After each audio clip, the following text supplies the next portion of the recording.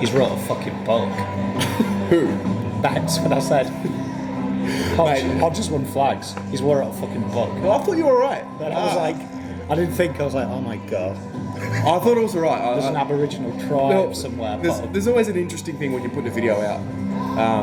You just don't know how it's going to be received. You could tell the ones who watched the end when I validated it, saying, I'm all for it if we get good players in first. Yeah, that's right. But it's like everyone watched the opening 5 minutes. I'm like, Betts is a hack. That's and the everyone's challenge. Like, fuck you. Yeah, but that's media. That's me. That's life. Like that's because some guy PMing goes, how dare you call Betts crap? And I'm like, did you watch the end of the video? Yeah, like we put a case for him. And then he went and watched it and goes, you said he's not good enough to play first team for the next 5 years. And I'm like, well, he's probably not. Oh, there you are. To be fair, he's probably not. I was like, there you are, thank you. I didn't say he was shit. Yeah. I said he's going to be shit signing. Yeah. Mate, it's fucking finals footy. I might just spend the next 5 minutes just saying, swear us now. Oh, mate, we're recording. Yeah, we're on, mate. Hey, how are we doing? I thought this was a private conversation. Hopefully no one's heard me drop bombs or anything. Finals fight. You really didn't know that was on? I actually didn't know that was totally unedited. Too good, mate. Too good. That was the real me. Mate, you don't need to talk into the camera. This is just a general conversation between a couple of mates, but... Well, I figured I'd have a beer, because a few people asked me because I didn't think Betts was the best small forward in the world. Yeah. Was I having a beer? Well, now I am, so... I had a guy, a comment. It's like, you seem to always be drinking coffee. It's like, have you really enjoyed coffee since you've been back? I'm like, actually, I really have. Like, Melbourne coffee is fucking phenomenal. It's a thing. Melbourne coffee is a thing. I've got to say, in Pommyland, like, you only drink coffee if you listen to Elton John as a guy. So I do love Elton John, by the way. Big shout out to you. But for me, coffee in Melbourne is like spectacular. I've got to say, I don't like coffee. I do over here. Yeah. Big fan of coffee. It's a thing. It's a genuine thing where it's just better here. Everything's better here. Sport. Oh well. Anyway, we'll get to sausages, not so much. We'll keep it to the footy because we'll just stay in our lane. Finals footy. I'm going tonight. Geelong. Very posh. West Coast. Is it? Yeah, it's good luck. Geelong fans are morons. Yeah. Shout out to Geelong fans. Can I just say something about Geelong fans? One of my best friends is a Geelong fan. Really? Sorry. Yeah, one of my dearest friends. And there's something about Geelong that I'm excited for the end of the era. Because they've had this whole, we're the greatest team of all. And if you watch them play at Cardinia Park, they have this like... It's jealousy. I'm jealous. They have the Carlton arrogance that I want. They want the free kicks. You know, they just expect things to happen for them, and the outcry with the whole having the home final at the MCG, like, I love it. Fuck Geelong. It's good. You know, so I'm excited to be where Geelong are in the last decade, and I'm jealous. I agree with you, because to me, when you have the hoops. Yeah. And that way around, it reminds me of Celtic, and everyone's an idiot who supports Celtic. Go the Jers. And secondly, also, Patrick Dangerfield is the most punchable guy in the world. Like, Patrick Dangerfield is probably the only person I've met since I was 13 that I would just square punch in the jaw, even if he was giving me some flowers. He just looks that irritating human being. He's an interesting one, because I love Danger, but I also understand... No, so for me it stems from Darren Milburn, and then speaking to Carlton supporters lately, and like the Darren Milburn knocking out Stephen Silvani. Have you seen the video? Yeah, I have. Yeah. The fucking nerve on him. The fucking nerve on him to come to our home and knock out Stephen Silvani. Like, I don't know, the gravity of that whole like situation. Like, I watched the video the other day. The gravity of that whole situation, like, it's fascinating content. You watch it again and it's like, yo, like, that just wouldn't fly now. He'd be suspended for... Like, probably life, to be fair. The way they get him, it'd probably be life. I reckon, I'm not kidding, I reckon it'd be like a 7 or 8 week suspension. Oh, it'd be huge. He knocked him the fuck out. It'd be huge. Like, when you look at Clarkson in the Battle of London as well.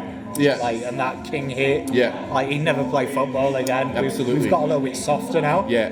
No, I agree with you. I just find, though, for me, like, Dangerfield's just one of them people. He reminds me, you know, when you were at school and there was that kid that would nip you under the desk, and then you'd turn around and you just uppercut him, but he managed to tell the teacher it was all you.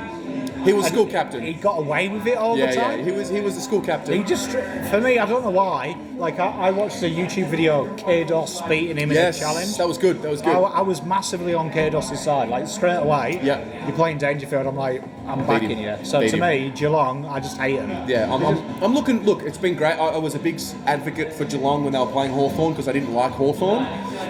But something's come over me because I can smell the end of the Geelong dynasty, and it's petty, but like, I really hope the Eagles get the job done. Yeah, I do too. I mean, like, I can't wait for this video to come out and Geelong have won by 6 goals. But you see, I'm a big fan of Ablett though. Like, I love Gary Ablett. Like, he reminds me of Cristiano Ronaldo. Like, someone who, as he gets older, just seems to adapt and still dominate. Yeah, fair enough. And I'm a big fan. Yeah, he's the greatest. Like, for me, I just can't trust a guy that looks like he's an extra on Star Trek. And like Dangerfield looks like you hold a match to his face, he melts. Yeah. So big shout out to Patrick Dangerfield if you're watching. Clearly, I do follow you on. He will be. I do follow you on Instagram. He'll be watching, mate. Dangerfield's messages me all the time. And I am so two-faced. I did comment when you were holding your baby the other day, going, "Oh, cute #dad." So yeah. Shout out to you. Who do you think will win? I think the Eagles will win Yep. this game. I do, and I'm hoping the Lions win the next game because Canelio is the biggest piece of trash in Australia, and I'll hold him above Pauline Hanson. Who are you more angry about, Shield or Canelio? Probably Canelio because he was like, he's Italian, he looks like a Carlton player, and then like the day before he betrays my trust. There was an analogy that you made. It was like Shield wined and dined you at least. Yeah, like fucking Canelio walked me to the door. Yeah. Do you know what I mean? And then in the morning woke up with my brother. So cheers, Canelio. He snuck out of your room. Like, do you know what I mean? He came home with you that night, and you woke up and he wasn't in your room. He was in your fucking roommate's room. Like, can't stand the guy. Like, I think it hurt the most is the fact he went for a candlelit dinner with Jaeger the day before he did this trick where he's like, oh, he's retiring, but I'm going to take the limelight. You know what? I am never going on a boat ever again. That's a lie. You will be on the Lockie Whitfield Express the second draft period begins. No, screw the Whitfield Express. I am on the Papley pump train. What? Papley's coming. Come on, Papley. Get on it. Papley, you won't let me down. I've met your granddad. He's a lovely guy. So just understand that. It's interesting because the Papley talk seems to have just... There was like this period where we were like, Papley's the guy, and then it kind of died down. It was like, oh, he's got this trigger clause and he's got this, and then the last few weeks it's kind of fled up again. Well, I mean, Sydney, one thing you can guarantee about Sydney, well, two. One is they'll let you down at every available point, and two is they love tall people who have got the injury list of an 80-year-old. So they love Kirk Tippett, they love Buddy Franklin, because he also likes players' wives. Yep. And they also love people who are just like used to be good but now rubbish at 24. Yep. So Danaher fits the bill. Like Danaher is the biggest hack in the history of football. If Danaher leaves the Bombers, it'll be the greatest day of the century. And they went through the whole Asada scandal, and that was great. And it still continues to be great.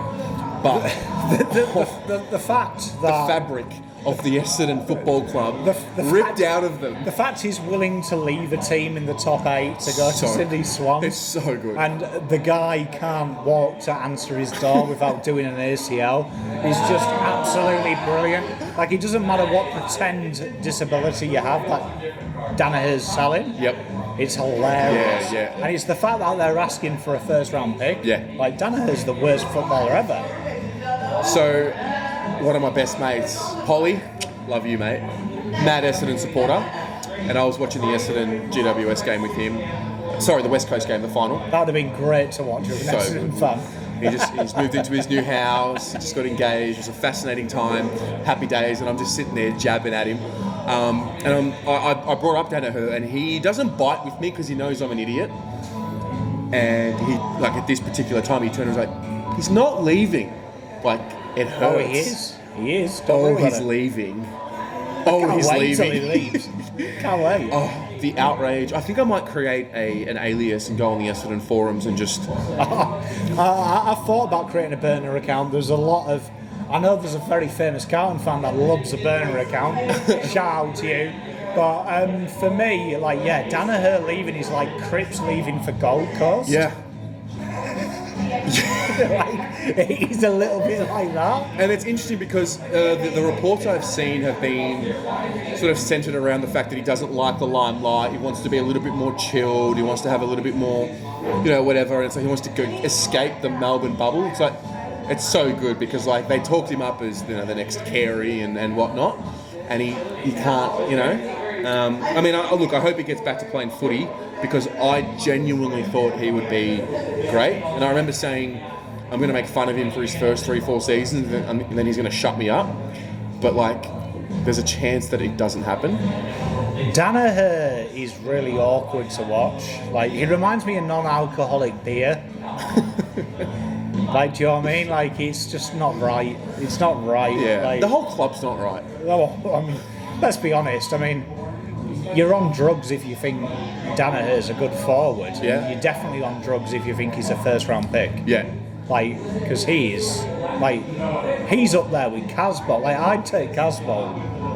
And I'd take Casbolt 4 years ago, his kicking over Danaher. Just to throw that out. If you said you can either have Casbolt 2013 or Danaher now, I'd take Casbolt every day. Levi. He's, speaking of Levi, no real news on him. We don't really know. It's sort of, I think we're waiting for trade period. Well, the rumours aren't they, that we've offered him an extension on top of his player option. Yeah. And he wants the 2 second. years. For me, it's a tough one because I kind of like Levi. Yeah. I don't know why. Because he's I don't know why I like him. I'll tell you what it is. He's a Carlton man. He bleeds blue. And he's been through the dark times, and he's, I think we want him to be successful. I find it hard because a week ago I was saying you got to take your blue glasses off. Yeah. But even his wife is so lovely. Interaction on Facebook and stuff like that. Yeah. I just like him. I don't know why. To me, I think if I'm honest, and I put my I take off the Australian indoctrination for 12 years. Okay. That we give everyone a chance and I go back to being a bomb. It's he was shithouse for 5 years and he's had one good year and a bit of a good year last year. Yep. If you can get a second rounder for him, I'll piggyback him there. Yeah. If I'm honest, will he play? Jones is fit, Wheatering's fit, they've got the back lockdown, and then Kerno, we've got to remember he's coming back in, and that was the excuse because I saw a lot of you. There is a lot of you who comment of don't get rid of Levi. Yeah. I saw you guys say why the hell is Levi in and not Patrick Kerr. Yeah. So I saw that. Yeah. I saw that. I see everything. So to me, I'm thinking, has he got a place? And to me, the level he's at, he deserves to be playing, and I can't see him getting a game if we've got 3 tall forwards and 2. Our best 22 next year. You're sexually frustrated, you're tearing. That's a sign of sexual frustration. I've ripped it in half, haven't I? Big sign. Can't sit still, mate. Big sign. No, for me, does he play? And I think he deserves to play. Yeah. And that's me being heartfelt. Yeah. That's probably why... That's probably definitely why we're not offering him the second year. We just can't. Mate, Cam Paulson had a 3. Let's talk about contracts. Do we have to? Let's talk about decisions and contracts. Because Cam Paulson's universally loved I think so. He's like any badge.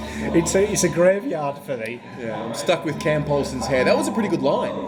It was up there. Yeah, he was up there. It's one of your best bits of work. One of my better moments. Yeah. No, look, I listened to Mick Malthouse's podcast, interview on the Sacked podcast, and one thing I didn't like was the fact that he pointed fingers, but he did make a point about, when I got there, I'm not in control of any of the contracts, and there were a lot of contracts that were just not good for the club. You think of, I think Robbie Warnock was still around, and he had signed a 3 or 4 year deal with $450K a year. Andreas Everett was a longer term deal. He won our goal kicking, I'm pretty sure, one year. You're throwing him. Like, I remember my biggest memory of Walmart was the first time I ever saw him play. He hit it behind from like 10 metres out. 2009, we played Geelong. Judd hurts his foot, comes back, kicks that left foot goal. I was there. It was one of the best moments of my life. And Robbie Warnock got a free kick. He got hit in the head. He was clearly not right. Took the kick, hit the post. Curtains. He was, Good work. He was a good tap ruckman, but that's about it. I hate that phrase. I hate it. Tap ruckman, I hate that phrase. Yeah. But speaking of, that probably segue back into West Coast. Look at Nick Nat. He played 53% game time last week, but the one thing about the Eagles that I really enjoy when he comes back into the side, Nick Nat, is they're so much more reactive. Luke Shuey is a different player when Nick Nat's in the side. Like I'm pretty sure I saw in the Essendon game, I'm pretty sure I saw like 5 distinctly clear, direct hit-outs to Luke Shuey's throat from Nick Nat. It's a scary prospect in finals. For me, Nick Nat is brilliant, and I know Sam Newman did a tweet just before you arrived from the Tramps, I don't know if you've seen it, saying he's overrated and he has no movement, no skill. He's basically in the game because he's tall and got dreadlocks, was Sam Newman's statement. Righto, so shout out to you, Sam, because I've said controversial things in the past, but I've never gone full idiot. Yeah. So fair play. But like to me, I agree with for me, Nick Nat, he's one player that I love at Carlton because he's one of them players that you love, isn't he? And I love Zach Merritt, but he annoys me too. So my iconic moment, what a moment, was when he threw him in there. like I had to go through the process of trying to change my eldest son's name to Nat Anui. I enjoyed it so much. I could watch that all day. No, that was it's the way he ragged him. That was sick. I mean, they've actually introduced a new rule for him because he's too strong. Yeah, he's got to do physics before he tackles someone. Yeah, so he tackles Carl Aim onto the sick tackle. He's actually a rugby player. He's so good, Nick Nat. He's something else. He's does a lot for the game on and off the field. He's one of my son's favourite players. In Fountain Gate, they have Nick Nat. And it's compare yourself to him. So my son idolises Nick Nat. It's funny you mention that because Nick Nat is the one and only reason why we may miss out on the father-son with Oscar Judd, because he froths Nick Nat. Oh, you can't blame him. I love Nick Nat too. Yeah. So Nick, if you can just stop talking to Oscar, we need him to be a Carlton player. I'll sign for Carlton. Yeah, because it'll help me out. Because then my son will definitely be a Carlton fan. Yeah. What about Saturday night? The Lions and the Giants. Well, I mean, I'm going for the Giants. Really? Can I just say something that you probably... I don't think you'll agree, and I hope people don't agree. I just hate GWS because of Coggy now. Oh, well, yeah. I don't care anymore. I love, with a passion, Toby Green. I love that he got away with it. I love it. It's a win for finals football. It's a win for, first of all, Bontempelli. Fuck him. He's not Crips. He's not a protected species. We all forget the hit that he gave to Nick Haynes 2 weeks before. No one was getting cited. And you know what? Toby Green is like the renaissance of Stephen Mill. Yeah. He's the next version. You hate him, but if he's on your team, oh my God. For me, Toby Green reminds me of that friend that you all have, that you high-five him because he gets girls all the time until he sleeps with your sister. Yeah. He's that guy. Yep. It's hilarious until it's your sister. For me, Toby Green is a great footballer. You'd love him at your club, but you hate him playing for everyone else. I love him. I love his aggression. He's got white line fever. And he crosses the line, but some of the outcry, he should be suspended for 3 weeks. Fuck off. Come on. I mean, it is Bontempelli as well. He's got a big nose. Yeah. I mean, there's got to be a punishment for that. If Toby Green did it to Crips, the hate. The hatred. I saw the Doggies fans. They were going off, and I'm like, Bontempelli's quite a big bloke. I mean, I'm pretty sure he could handle himself. I thought it was an indictment on the rest of the Doggies. Where was the backup?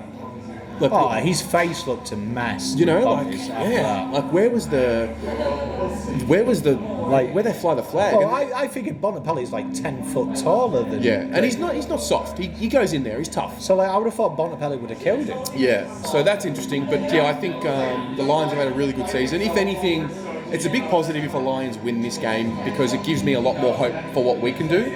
You see, that's why I'm backing the Lions. Because we can finish similar to us last year. Yeah. Showed a lot. If they could win it, then I'm fully on the Carlton 2020 train. Well, our journeys are not dissimilar. Like the start of the season, the way we finished, it's not dissimilar, apart from the fact that we obviously sacked the coach, which we'll see how it plays out. We don't know. We think it's going to be a positive. We probably know. The coach is a weird one because Carlton fans, I think, watching the last 5 sackings this year, we're the only ones who were kind of upset Bolton went. But when you look at all the other teams, like Adelaide, 52% win rate, ICAD, it's more successful than Walsh. And they're all like talking about the witch is dead. Bolton kind of like massacred our club. And got away with it. And like no one blames him. And it's a weird thing because he's so nice. And I think we've been shrouded by the fact we would have a barbecue with him. But the guy was rubbish at his job. I mean, it's a weird thing. There's a point to be made about like he's obviously he looks a great bloke. He looks a great bloke. He's probably a great number 2, which you know what? He's fine. He's a great assistant coach. He may or may not get his second chance, unless Voss. I guess Ratton's got his second chance. Unless Voss gets his second chance, I don't know if Bolton will. I genuinely can't ever see him managing a football club. I just can't see it. Yeah, I wouldn't have thought so. I think he's a proud man. He'd be burning to get it done. But it just seems like he's going to go back to, and that's I respect that. Go back to the drawing board, go back to Hawthorn, and that's probably a good thing of. Hate to admit it, but the Hawks do it pretty well. Oh, definitely. For me, they do it pretty well. They brought him back, and For me, like everyone says, Clarkson's an arsehole, which I think is probably fair, and I think he's a nice guy. So you think good cop, bad cop, it works psychology-wise. But like to me, it's not a video if I'm not controversial. I actually think Bolton, like to be honest, if we look back, the positive is he gave kids a game. But that just shows that he's not a good coach because no other coach would be flat broke out of their mind to give 19-year-olds on the ball dues. And look at the difference. Like I always think if Teague was in charge 2 years ago, how good would he be? Because he put senior bodies on the ball, pinch hit the kids, where he made Ed Kerner play forward pocket, who's the best tagger in the game. And Matt Murphy on the wing when he's lost all his speed. Like, if we're actually honest with ourselves and we were laughing at Adelaide and they had Bolton, wouldn't we be laughing at that true. He was so bad? How would Bolton go in the UK? Bolton would have been killed. Like, we don't care if you're a nice guy. Like, if he was like the coach of United and he was just giving you all the, like a big club, if he was giving you all these niceties. David Moyes was a nice guy in the press. Well, tell you what, they actually clubbed together and bought a fucking plane to get him sacked. So that just shows you what Pom's like. Like, we have you to go for a beer with if we want nice guys down the pub.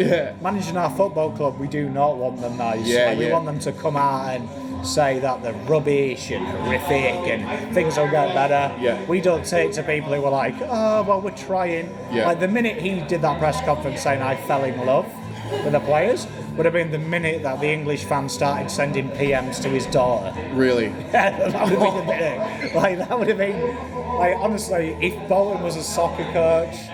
It's interesting because I now have learnt a lot from the Bolton era of, I didn't see it. There were people who saw this coming a lot earlier than me, and I had my rose-coloured glasses on and Optimus, nice guy kind of glasses on, but fucking hell. What a debacle of an 18 months, really, the last 18 months. Genuinely, I never understood the media going into it. Like, I backed the club when they said they're keeping him on for a year. And I thought, okay, they see something I don't. But it was the whole 2 weeks before he was sacked where Judd publicly saying he's going to be there 2020. The chairman saying the same, and then literally overnight he was like, see ya. And I thought the Essendon game wasn't so bad. Like, compared to the week before against GWS, that was actually a good game. Yeah, absolutely. Yeah. No, look, I'm glad it's happened, and because I think what it also did for the young guys was, if you're a young guy and, you know, sacking your coach getting sacked is always a thing, I'm pretty sure, as a player. Obviously, I'm not a professional athlete, but pretty sure if your coach gets sacked, you take a bit of that on. Like, if I was only a better player. So I think what it forced to happen was guys like Dow, Fisher, Petrevsky-Seton just sort of look within themselves and be like, fuck. Or collectively as a group, you know, he guy just lost his job because I didn't perform. And it kind of was the spur. It was a weird one because Cripper was so behind him as well, which is a weird thing because there was that footage of Cripper screaming down the phone, it's not effing working, on the phone to Bolton. But then Cripper came out that evening and said, we're all united, we believe in the plan. But he has to as a captain. And the one thing about Cripps, which is a very interesting point, he's now entering that point in his career where he goes from 24 to 25, and he goes from, I just love playing footy and I love getting the opportunity, to captain, to, hang on, this is about my life. And I want to win a flag and I want to make money for my family and set myself up. And start of this year, round 7, like, I'm thinking, this guy's gone. Obviously now I'm thinking, okay, good, but we got to play well next year. The guy was born for finals football. There's a lot of talk that I don't like Cripps, and a big part of me lost respect for him when we lost, after there was the footage of him saying it's not working, and he backed him, because I thought, what kind of leader backs their leader? You can't do it as a player, though. No, but genuinely, you know? I don't respect that. Like, in soccer, players are men, so they would stand up and go, this guy's a dickhead. Yeah, okay. But I respected the fact since then Cripper has kind of said and proved that he did think he's an idiot and it wasn't working. And he's talked about, used these subtle words for me, like, I'm enjoying my football again. I'm confident in the first time I'm confident we're going somewhere. And I think a big telling point for me was, if you remember, just before he was sacked, there was that meeting the where Bolton said he kicked us out, and I thought that's a worry, because in my opinion, what coach would let the players kick him out of his own team? They'd kick him out of the team. And I did make a comment, if he'd kicked me out and I was coach, he'd be on the trade block. If my captain had said get out, I would sack him. Paul Pogba kicking Jose Mourinho out of a... he'd be gone. He'd be gone. Tomorrow. And all the fans would agree with it, saying it's the manager's in charge. You're just the poster boy. We can find a poster boy. So me, I actually think that meeting was Cripps plotting to get rid of Bolton. In my heart of hearts, I think he called the players together and said, this ain't working, is it? And we hear T confirm kind of that the feeling was so bad that he had to go and speak to the bosses. And I think from that, I'm not saying Cripps got rid of Bolton, I'm saying Cripps proved his loyalty to Carlton, that yes, Bolton is a great guy and a great bloke, but he's not the man to lead this club into the next year. Mate, if there's one thing we can't afford next year, it's another hiccup year. It's got to be right. Whether it's the injury bug, whether it's, I don't know, the poor form, it has to be a magical year. Like, you know, it could be 10, 11 wins, but there's got to be. We have to carry the hope, because I'm pretty sure is Cripps out of contract next year? Yeah, I believe it's next year, and he signed a 2-year extension. So, for me, we've got to be in and around. We can't be 1 and 8. The 8. We have to be in and around the 8. We can't do a Carlton 0 and 8. We can't. No. And it's going to happen. Like I did say it earlier this week in posts, that we've got to. There will be a point where we implode. Where we go 4 games without a win. And it's going to be a big testament to the players. Can they stand up? There's no longer that we're getting better. Now we all expect, everyone you speak to is talking in and around the 8. The team are saying it, we're saying it. Will players like Jack Martin, will players like Zach Fisher, Harry Mackay, they've got to step up. At that point, they've got to say, I'm a man, I'm Carlton, I'm going to pull this team to a win. And we can't rely on Cripps, Kerno to do that. We have to rely on these smaller players. And we can't be like, Port Adelaide's a good example. They have their success. They're a bit of an emotional team like us. they rise from the challenge. Like, they put themselves in a hole, they have a bad loss, and then they respond. Like, we need to be a team that just has the mandate for pre-season. We can't be 0-3 and be like, fuck, we're chasing our tail again. You know, we've got to make a statement round one. You know, we've got to be able to get Richmond in that first game. 100%. We've got to literally next year show heart, passion, and we've proved we can do it without Cripps. Yep. We've done it without Kerno. I think next year's the time for stars to appear from players we don't expect. Yeah, that's exactly what I wanted to talk about. There's got to be some breakout years, multiple. There has to be. Charlie's one that gets popped up. I think Charlie, he's got to prove he's consistent. Jacob's one, who can, because the thing with Jacob is secretly he's now our full back. If we haven't noticed, He's the man. I love James. Yeah, like I probably didn't notice until he spoke prior to the Geelong game, where he said it's on me to now take the number one forward. So that tells me, right, Jacob Wiedering is our full back. He's our number one full back. And there's probably a discussion point here. Didn't we draft him as a centre half back? Yeah, we did, yeah. You know, and isn't his strength as a centre, or like, does it not matter if you're a defender, you can do it anyway? I think as a key defender, it doesn't really matter. I think he's suited more to that lockdown job where Jones is loose. Yep. So I like to see Jones as the more lucid back. I trust Wiedering one-on-one fair more enough. than I do Jones. Is there anyone that you don't like that makes you nervous with Jacob Wiedering matched up on them? Not really, no. I think he's shown this year when he is beaten early doors. Yeah. He's matured to back himself in. And that right there, the way you answered that right there is exactly the proof to show that he's improved a lot, because that's not something that we could have said 2-3 years ago. Like, oh no, Jacob can't play on Buddy. No, Jones. You know, he's now, and he's got this ability like Lynch, the mobile forward, Hawkins, the big bustling forward, the Taylor Walkers. I've got I just back him. Like, for me, there's something calming about seeing Jacob on their best forward. You're kind of like, Like, to me, I'm expecting a big year next year from Lockie O'Brien. Okay. I really expect to see him go up the gears. He's shown to this year. What do you mean? What does it look like? Well, I mean, I was shocked. I thought Lockie O'Brien was shot this year. And the fact he's averaged 13, 14 touches, he's really increased that. He's used his skills of his long booming kick and his endurance. For me, it's going to be 20. like, yeah, I was going to say, for me, 20 touches this year. To have a year where I say, wow, it's got to be a 20 possession year. And I don't know if you can just go from 13 a game to 20.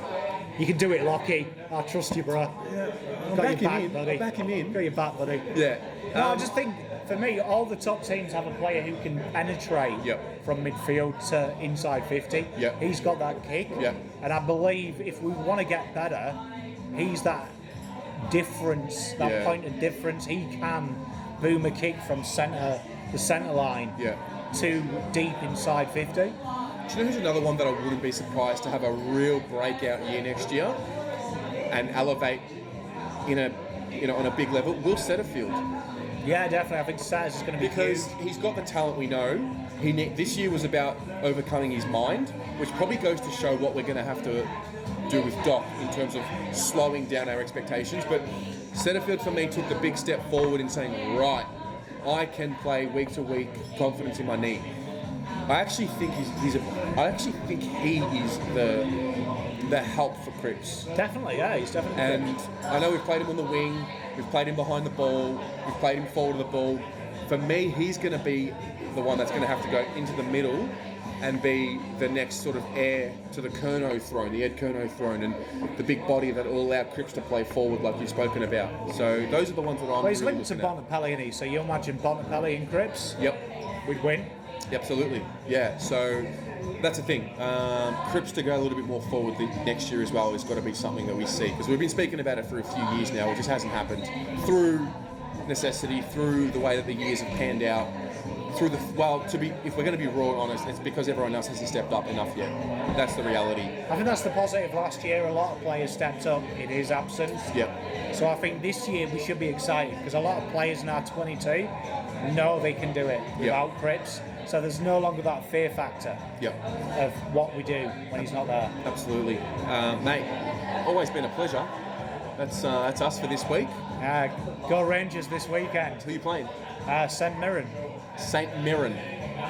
Small town in Scotland. Mate, I got up and about for the Rangers Celtic game. I know I've told you this, but I'll just tell everyone else. It's broken. Fucking shit house, mate. You're shit. He was more upset than I was. No, because I thought this would be the chance to maybe, start barracking for a new team. They're rubbish, mate. Celtic for life. Scotty Brown, where's your... Don't say that. Jesus. All right, guys, that's us for a week. Cheers.